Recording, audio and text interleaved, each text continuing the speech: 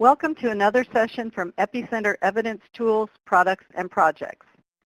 This series of 9 brief webisodes will introduce the audience to several tools, products, and projects of the Evidence for Policy and Practice Information and Coordinating Centre, or EPPI-Centre.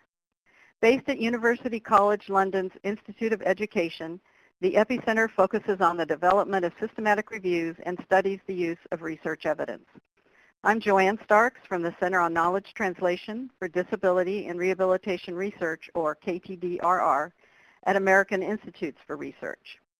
The Center on KTDRR is sponsoring these webisodes with support received from the National Institute on Disability, Independent Living, and Rehabilitation Research, or NIDLR, in the U.S. Department of Health and Human Services.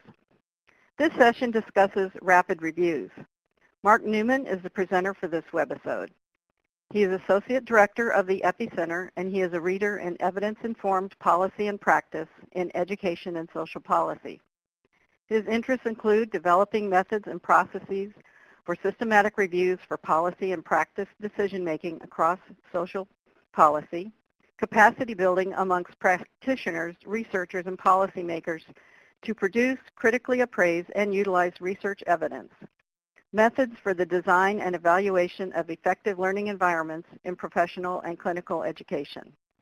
Welcome, Mark. I'll now hand things over to you. Thanks, Joanne. Yes, so today I'm going to be talking to you about the scenarios when we want to try and find a way of carrying out systematic reviews in a more accelerated fashion. It's just a recap on when we talk about systematic reviews, what we're talking about. Research reviews in general are a meta level of research that aims to answer research questions by synthesizing the findings of existing research studies. Systematic reviews are a form of research review that is both systematic and explicit about the methods used in the review. Systematic reviews can address different research questions and use different methods. There is a webisode on dimensions of difference in reviews you can look at which discusses these issues further.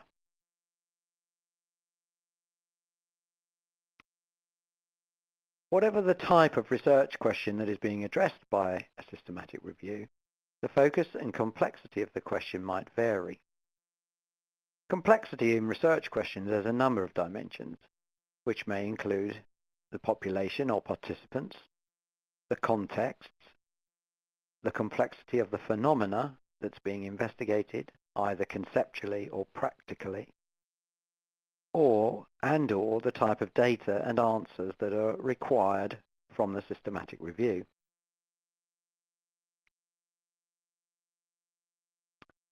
If we think of systematic reviews as a project, the possibilities of a systematic review, i.e. what we can hope to achieve by doing a systematic review, are determined by 3 factors: the scope of the work required, the quality of the work required, and the time and the resources available. Typically, the broader and/or more complex the review research question and/or more rigorous the review methods, the longer it will take to complete a systematic review.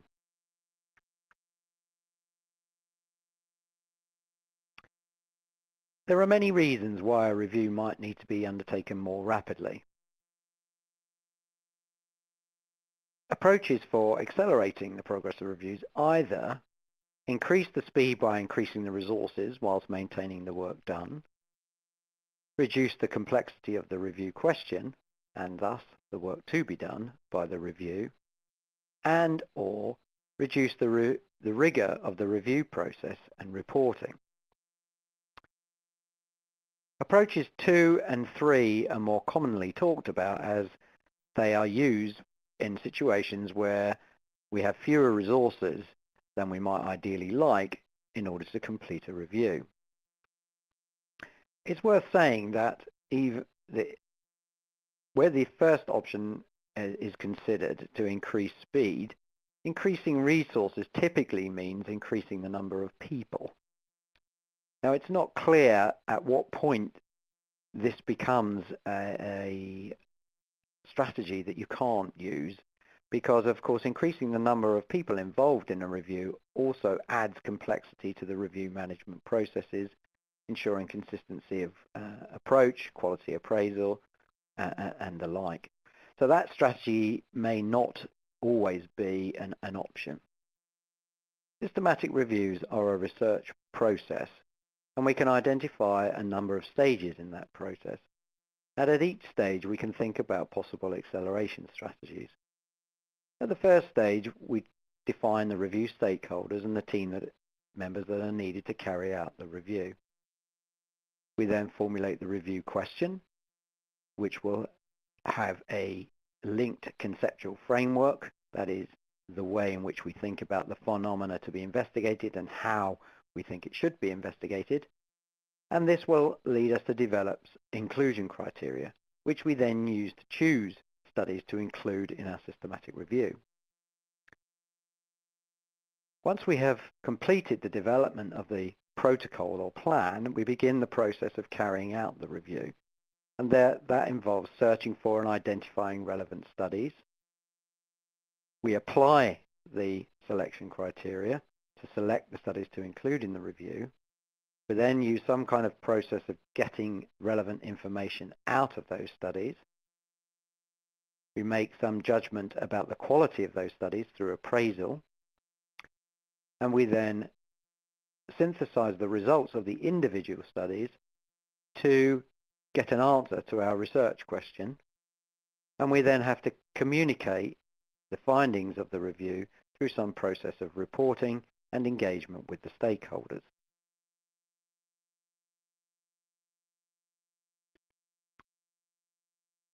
We can look at each of those stages and think about acceleration strategies, i.e. strategies that we might use to speed up the review process.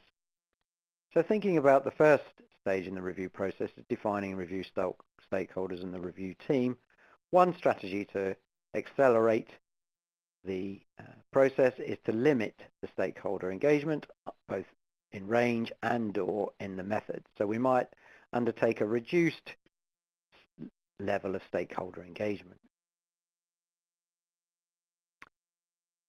At the stage where we formulate the review question, conceptual framework, and selection criteria, we might accelerate our review by focusing on a very specific population, a very specific definition conceptually and practically of the phenomena, and this in turn will be reflected in very tightly specified selection criteria.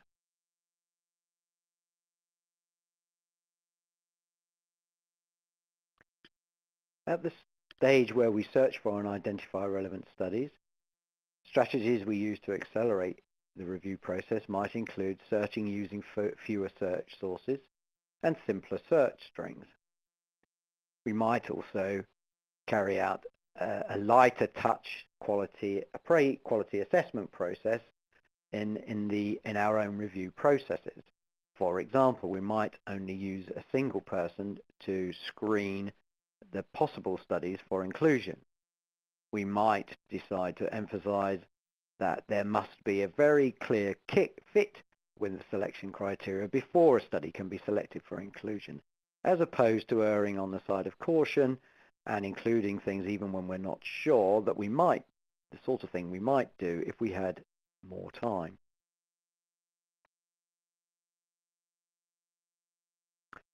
At the stage of describing studies, typically we use some form of data extraction tool to get this information from the individual studies. So that is the analogy there would be a questionnaire, and the questionnaire would ask questions about each individual study so that we would consistently collect the same information from all of the studies.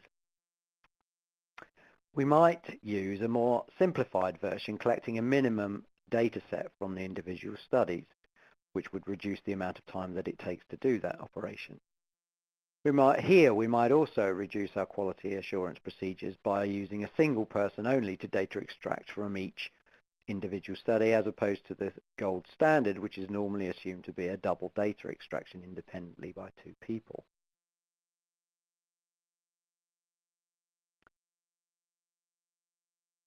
At the stage of appraising the quality of the included studies, we might choose to use a more simple form of study quality assessment, or indeed not to make any study quality assessment at all. If we were proposing to use study quality assessment for selection of studies, we might choose to make it a very simple quality assessment, thus reducing the work required by the reviewer to identify whether or not a study meets that quality assessment selection criteria. Similarly, at this stage of the review, we might also take a light touch on the quality assurance processes by using a single-person quality assessment of the study quality.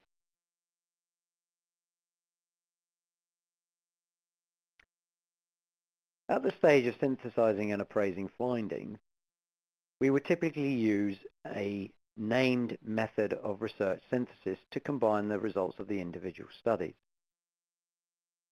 In order to accelerate the review process, we may choose to use a less complex method of synthesis that's still appropriate to the type of research question and/or research designs that we have in our review, but is actually less complicated to carry out and thus speeding up the review. The synthesis process often includes exploration of the variation in the patterns of results across studies in order to explore potential reasons for differences between study results and to understand the interpretation of results in different contexts.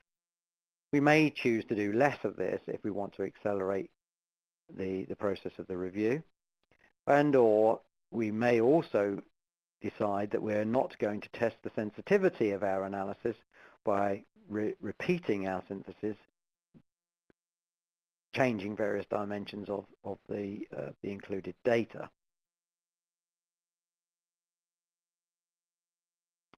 At the stage of communication engagement, review findings need to be written up in some way, and typically in a systematic reviews report, the writing required can be quite lengthy and time-consuming in order to communicate the messages in their full complexity of the findings to the audience.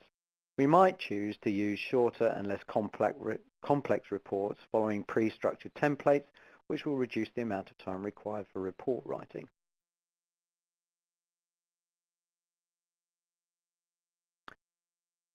We can use any of these choices to accelerate the review process and thus produce systematic reviews more quickly.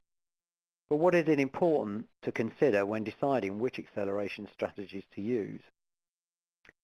Firstly, it's important to remain systematic and transparent, whatever the acceleration choice you choose. If you don't remain systematic and transparent, then you are at risk of losing the potential benefits of carrying out a systematic review. We should know that each strategy does have the potential to speed up the review process, either alone or in combination with others. However, each strategy also has the potential to introduce more error or bias into a systematic review. The more strategies that you use to speed up the process, the more risk of this problem, there is more risk that this problem might occur. For example, if we use fewer research sources, we will increase the risk of not finding a piece of relevant research. Or another example might be that if we use less complex methods of quality assessment, this will increase the risk of us not identifying whether methods used in a particular study are influencing the results in a particular way. These judgments can't be avoided. However, the choice of which acceleration strategies should be used could be informed by all the stakeholders' views about which risks are most important to them.